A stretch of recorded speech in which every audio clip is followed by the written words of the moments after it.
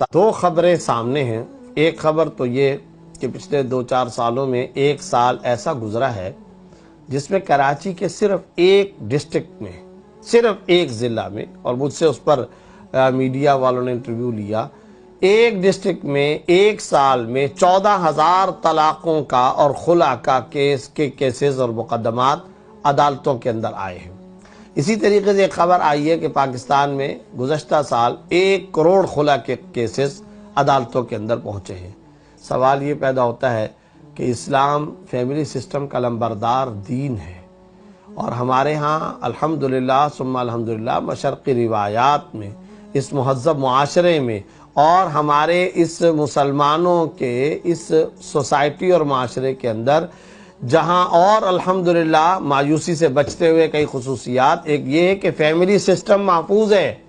یہاں دادا کی عزت ہے، نانا کی عزت ہے، ماں کے ساتھ اگر کوئی برا سلوک کرتا ہے پورا محلہ اس کو ٹوکتا ہے کہ دیکھو تم ماں کے ساتھ اس طرح کا رویہ اور سلوک کر رہے ہو۔ تو فیملی سسٹم ہے، پھوپھی ہے، کزن ہے۔ جس ویسٹ اور مغرب کے معاشرے کی ہم بات کرتے ہیں وہاں فیملی سسٹم کوئی نہیں ہے، وہاں نانی کوئی نہیں ہوتی، پھوپھی کوئی نہیں ہے، خالہ کوئی نہیں ہے، ان سے ملنے جلنے کا کوئی تصور نہیں ہے، ان کی خدمت کرنے، ان کے نان نفقہ، کھانے پینے، ان کی خدمت تواضع، ان کی عیالداری، ان کی تیمارداری، ان کی عیادت، اس کا کوئی تصور ویسٹ اور مغرب کے اندر، انگریزی فیملی، انگلش فیملی کے اندر ہرگز نہیں ہے۔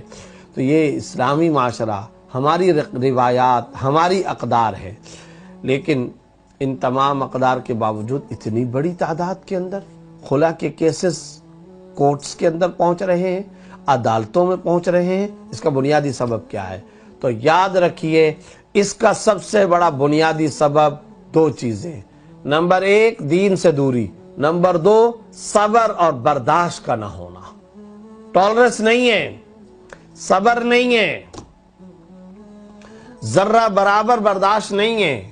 ایسی نوجوان بہنوں سے میں یہ بات عرض کرنا چاہتا ہوں، ذرا کسی وقت اپنے گھر کے اندر بیٹھ کر کے اپنی نانی صاحبہ اور اپنی دادی صاحبہ سے ملاقات کریں اور ان سے پوچھیں کہ ان کی شادی کن حالات میں ہوئی تھی، ان کی جوانی کی گزر بسر کس طرح سے ہوا کرتی تھی۔ پھر اپنی ماں سے پوچھ لیں، اگر دادی نانی موجود نہیں، ماں سے پوچھیں انہوں نے اپنے شروع اور ابتدائی دور کے اندر کیسی کیسی تکلیفیں اٹھائیں، کیسی کیسی قسم پرسی کے اندر آبا و اجداد میں سے کوئی وہ جو ہندوستان سے ہجرت کر کے آیا، کوئی وہ جو سائیکل پر ساری زندگی گزارتا رہا، کوئی وہ جن کے پاس کھانے کے لیے کچھ نہ ہوتا تھا، کچھ نہیں، لاکھوں کی تعداد میں جو فٹ پاتھوں پر زندگیاں گزارتے تھے۔ آج اللہ رب العزت نے ان کو گھر دے دیے، آج اللہ رب العزت نے ان کو لگژری لائف دے دی، اور ماشاءاللہ گھر کے اندر سکون، غالیچے، قالین، صوفہ سیٹ، بیڈ، بستر، سہولتیں، سواریاں، موبائل فون، دنیا جہاں کی اللہ رب العزت نے سہولتیں غریب سے غریب گھرانے کو عطا فرما کر کے رکھی ہوئی ہیں۔ تو آج کون سا وہ فیلئر ہے کہ جس کی وجہ سے اتنی ساری طلاقیں ہو رہی ہیں؟ پہلے ان طلاقوں کا کوئی تصور نہ تھا، خلا کے یہ کیسز پہلے کورٹس اور عدالتوں کے اندر نہیں جاتے تھے۔ تو ایک بڑا سبب صبر نہیں ہے، برداشت نہیں ہے، کنٹرول نہیں ہے طبیعتوں پر۔ بس اس نے مجھے یہ کیوں کہہ دیا، ساس نے یہ لفظ کیوں کہا، میرے شوہر نے یہ لفظ کیوں کہا، اور مجھے یہ والا کام کیوں کرنا پڑ رہا ہے، یہاں میرے مزاج کے خلاف بات چل گئی ہے۔ پھر بات بات پر اپنی والدہ اور اپنے میکے والوں کو انوالو کرنا، موبائل فون کا غلط استعمال کرنا، اور ان کو ہر بات سے آگاہ اور مطلع کرتے رہنا۔ یہ وہ بنیادی خرابیاں ہیں کہ جن بنیادی خرابیوں کی وجہ سے ہمارا فیملی سسٹم اس وقت شدید خطرے کی زد کے اندر ہے۔ اور اس کے ساتھ ساتھ میں نے ایک سبب عرض کیا ہے، دین سے دوری۔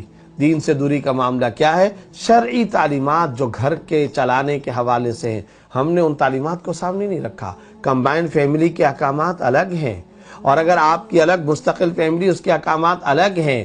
آپ نے اپنے والد کو بھی ٹائم دینا ہے، والدہ کو بھی دینا ہے، شادی ہو گئی ہے تو بیوی کو بھی دینا ہے۔